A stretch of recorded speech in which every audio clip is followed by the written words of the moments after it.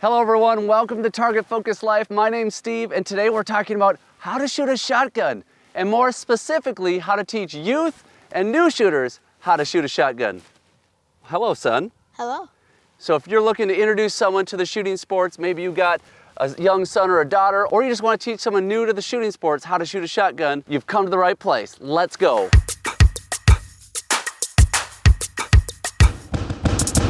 So before we get into this video, I want to give a quick shout out to the sponsor of this video, which is Vortex Optics. You might be wondering, why in the world would Vortex Optics sponsor a shotgun shooting tips video? I mean, don't they, after all, make optics? These don't go on shotguns. That is a valid point. But Vortex came to me and said, we want to help new shooters get started. We don't care if it involves Vortex or optics, anything like that. I think it's so cool that Vortex is involved and wants to see you be more successful, regardless if it involves their products or not.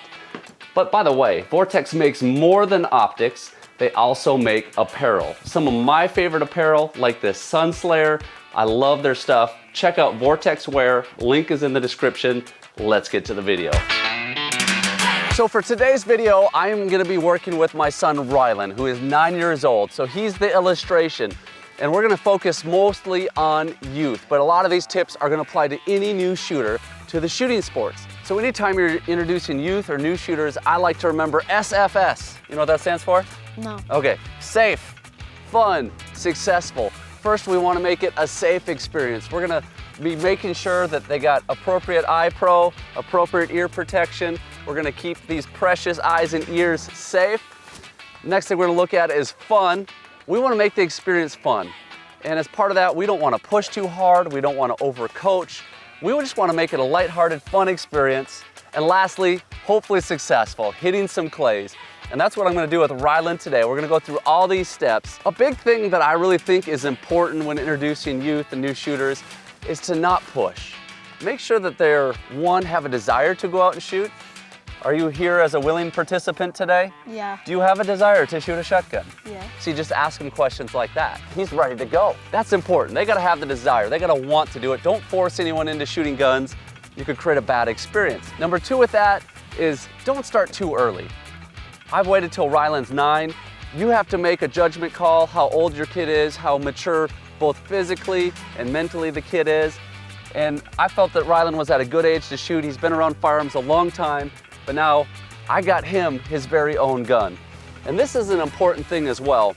A lot of times folks will just take whatever gun they have, throw it to their youth or new shooter and say, shoot this. It can be too big for them, weight, length, those things. It makes it really hard and uncomfortable to shoot. Number two, way too much recoil.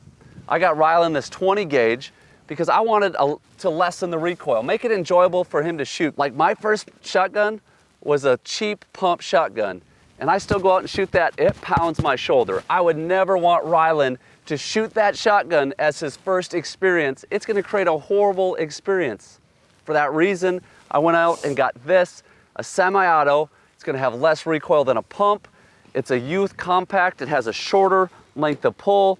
It's a lot lighter and easier for Rylan to handle. In fact, I bought Rylan 2 shotguns this summer, didn't I? Yeah. I got this one, which is the Franchi Affinity 3, and then we got the Winchester SX4 20 gauge, both compact 20 gauges. We did a shotgun showdown and Rylan got to choose the winner. So make sure you go check out that video. You can see the difference between those guns. Those are great options for young shooters, youth shooters, or just smaller framed people in general. So we already talked about making their experience a safe one with eyes and ears, but we also want to make sure that we go over gun safety. So Rylan, the biggest thing with firearm safety is that the gun is always pointed in a safe direction. In a safe direction, you got it. Is that a safe direction? Yes. Is that a safe direction? No. Is this a safe direction? Of course not. Is that a safe direction? No. No, so we want to keep our gun pointed downrange at all times. That's number one. Number two, do you know what number 2 is? Keep it unloaded. Unloaded until we're ready to shoot, right? Yeah. The gun's unloaded until we get up and ready to shoot, unloaded, and the chamber is open so everyone can see that, right? Number 3, keep your finger off the trigger until we're ready to shoot, right? And if you do those 3 things, we're gonna have a safe shooting experience. We always wanna make sure that the people understand the fundamentals of gun safety. Do you feel like you understand those 3 fundamentals? Yeah. Perfect.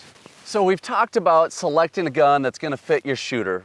This is so important. I can't tell you how many times I've seen people say, here, shoot this, and they think it's funny when the young person or the gal or whoever it is get just smashed by recoil. That's not a good experience, and that person really is not gonna probably wanna get back out and shoot again. So please, please never do that. It's not funny.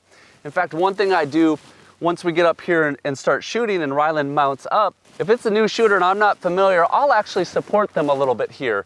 Make sure they have a good stance, but I'll support them. And that way when they take the shot, they're not gonna get rocked back. I'm there supporting them. And as they get more comfortable and that's not needed, I'll remove my hand. This is a big thing that a lot of people miss. What's your dominant eye? My left eye? Yes, your left eye. See, you know, because we've worked on that. But you're right-handed, right? Yeah. Oh no, what do we do? So when you put your shotgun up on your shoulder, what shoulder are you gonna put it up on? Left? Left side. We wanna shoot over our dominant eye side. This is so important. When you're shooting a shotgun, it's all about hand-eye coordination. And if your dominant eye is not over the gun, looking right down the gun, your eyes are gonna play tricks on you and it's hard to shoot where you're looking. That's what happens in shotgun shooting, right? Yeah. We shoot where we're looking. So we wanna shoot over our dominant eye. Go ahead and point at my nose, Ryland. Both eyes open. Track with my nose. It works better if you have more separation, aren't this close, but I can tell that he's using his left eye. Another thing we can do, make just a little hole in your hands like this, put it on my nose. Okay, clear as day. As he puts it up and puts it over my nose, I only see his left eye. Clear indication that he's left eye dominant. So I know I have a left eye dominant shooter. I'm gonna just start teaching and coaching him right away to shoot on his left hand side. Now I've taken his gun, and since most guns are set up for right-handed shooters with the cast going this way, accompanying a right-handed shooter, I changed his cast to go this way. It'd be more comfortable for him to shoot. You can find instructions on how to do that online, and maybe I'll make a video in the future on how to change the cast of your shotgun. Put it in the comments below. Would you like to see that? Okay, we've went through a lot of different things here, but we haven't talked about stance or anything like that. Could you just pretend you're shooting that way, Ryland? Show him a good stance. His upper torso is forward a little bit. He's got a little bit more weight on his front knee here, a little bit lighter here, but still some weight. That looks really good. He's up into the gun. Oh, beautiful. That is a great stance. But it's important that we get our weight forward a little bit. What some people do, especially if the gun is too heavy, this is the key, that the gun is too heavy for the individual, is if they bend their knees and try to put their weight forward, but they sink back on their hips and go like this. That's a big thing that youth will do. And what we want to do is get them in the right gun, a comfortable gun, so they can get a little forward with their shoulders and get into that gun. Because as they get their shoulders forward, what does that help with, Ryland? Recoil. Recoil. That gun is going to come back against you, and if you're standing straight up and your weight's on the back foot or just even neutral, you're going to go like this, aren't you? Yeah. Right? And we don't want to do that. If you get up into the gun, you take the recoil back into your shoulder. And Ryland does a pretty good job with that. So we got a decent stance down. Now we got to mount this gun. And look how his cheek is nice and firm on this gun. I'll help you support right here, Rye. His eye isn't to the left or to the right. It's right over the rib, and it's not too low or too high. So that was a really nice mount by Ryland. And one thing to remember when you're watching youth is make sure they don't lift their head and peek, taking their face off the stock. A lot of times youth can be sort of nervous about the recoil and they want to pull their head off as they shoot. But if you pull your head up off as you shoot, more likely they're going to consistently shoot high. So with all that said, that's getting set up, and this is so important. I know I'm talking a lot, but this is so important to getting started and getting these pieces right before we ever pull the trigger to make it a safe, fun, and successful experience. Let's get to shooting, huh? Yeah. Okay, now the first thing we're gonna do actually is I want Ryland to see what type of pattern he's shooting on this shotgun. Now this isn't at an official distance for patterning. I just put it out at about the distance he's gonna shoot the clays. So Ryland, I'm gonna give you a shell. You're gonna mount up, and you see that red dot in the middle of that target? Yep. Shoot at it, okay? Okay. Whoa. That's a lot of dots already. Yeah, should we go check it out? So look how big this pattern is. Is that a good thing, do you think? Yeah. It is kind of good because we got lots of BBs out there and we could hit a clay here or here or here. But look how open the patterns start to get, and there's holes, right? So a clay could kind of slip through. Yep. making that not good if the clay gets too far out. So knowing how big the pattern is, I really don't want Ryland shooting really any further distance than this. I got a cylinder choke tube on. The reason I did that is because I want to give him the biggest pattern possible without having it too blown out where you're gonna miss clays. So knowing your pattern, especially when you got kids shooting, is super important. This is good enough to get us started. Let's hit some clays, bud. It's shooting time. Now, I like to start with just one shell in at a time, just to start working with them. Go ahead, Ryland. You call pull when ready. Pull. Oh, ho, ho, ho, ho. How'd that feel, Ryland? Good.